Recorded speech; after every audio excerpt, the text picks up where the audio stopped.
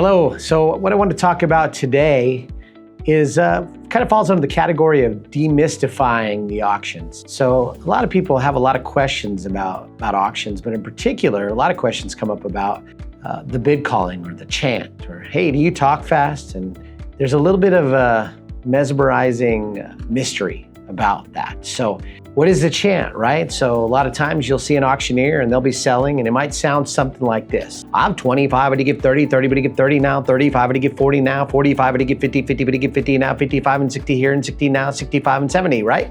And that's a chant. And it's fun and it's rhythmic and energizing and it gets people engaged and it's a lot of fun. And people go, how do you do that?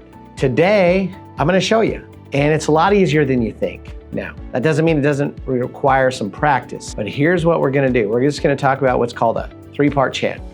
And so what you have first is you have a number, and that number is typically the amount that you have. And then you have a filler word, and then you have the number, which is the number you're asking for. So it's the number that you have, a filler word, and the number that you're asking for. So if I break that down, it's gonna sound, if I break it down and go slow, it's gonna sound like this. I have 25, would you give 30? So 25 was the number I have. Would you give is my filler word, and 30 is the number I'm asking for. So I have 25, would you give 30? I have 25, would you give 30? So then you just speed it up, right?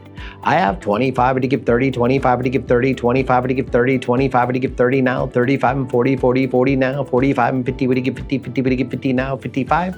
But all I'm really doing is a number, a filler, and a number. And that's a three-part chant.